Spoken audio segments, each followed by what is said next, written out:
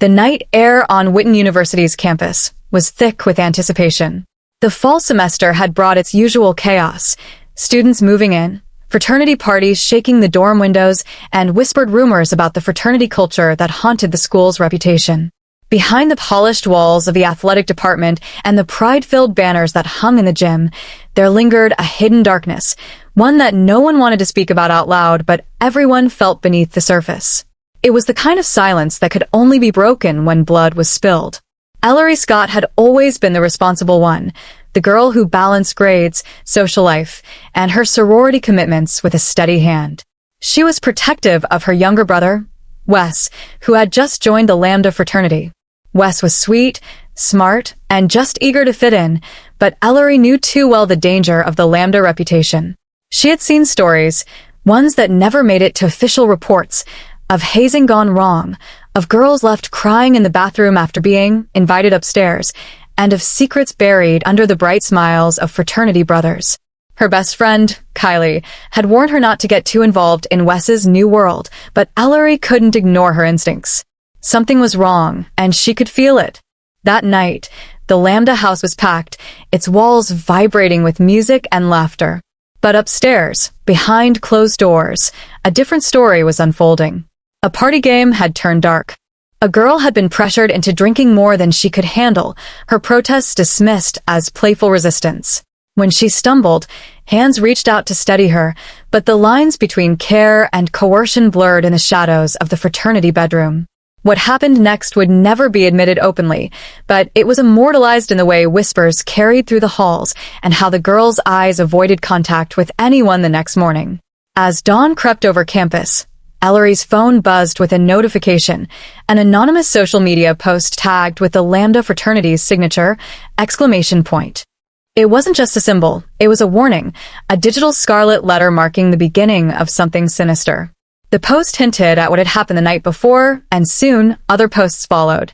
Each one more chilling, each one exposing secrets the brothers thought were hidden. Panic rippled through the fraternity as the realization hit. Someone knew the truth, and someone was watching.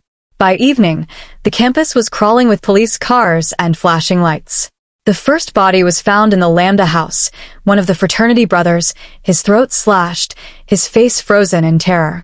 What stood out most was the mark carved into his chest, the same ! That had been spreading online. It wasn't just a post anymore, it was a signature.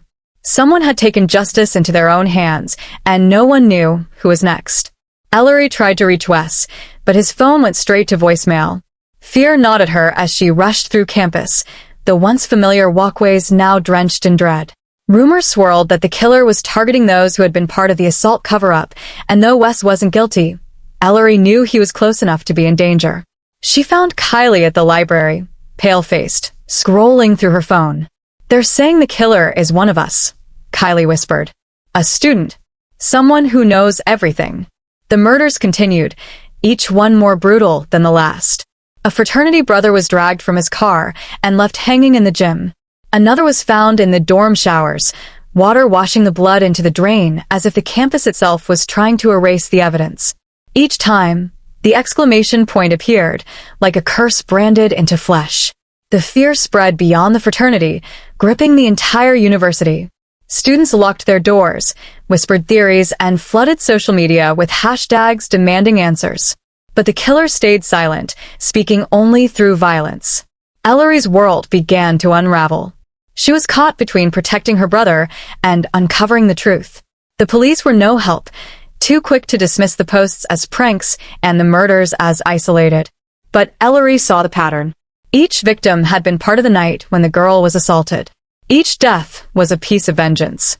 And then, a post appeared with Wes's name attached, tagged with the ! Ellery's heart stopped. She knew the killer's hunt wasn't over. It was only just beginning.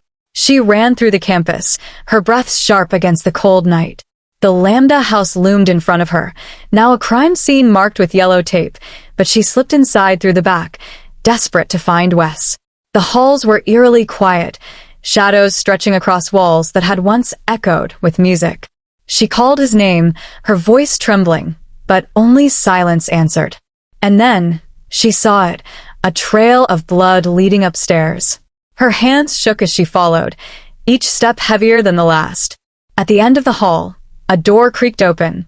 Inside, she found Wes, tied to a chair, his face bruised but alive.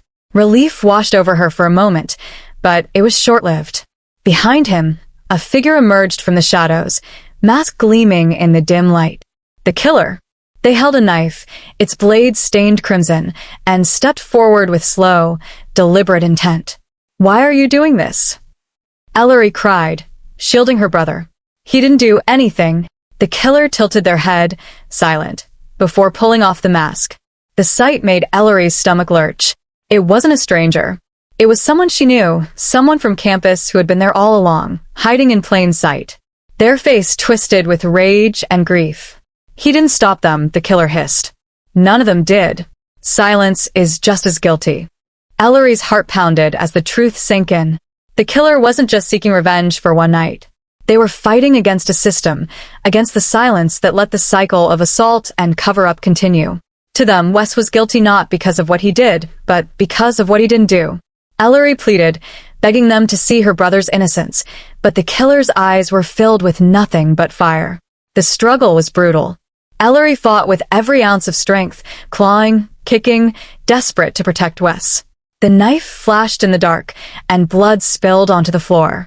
Screams echoed through the halls, blending with the memories of every party, every cheer, every moment that had led to this nightmare.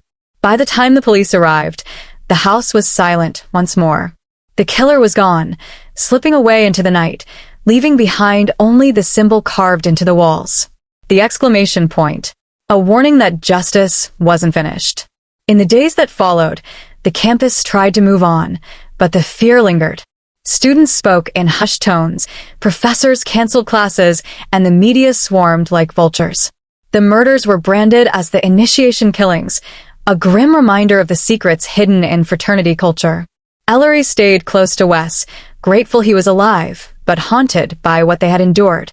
She knew the killer was still out there, watching, waiting, ready to strike again whenever silence allowed injustice to thrive. And every night, when she closed her eyes, Ellery saw the symbol. That single, haunting mark. The exclamation point. Because initiation never truly ends.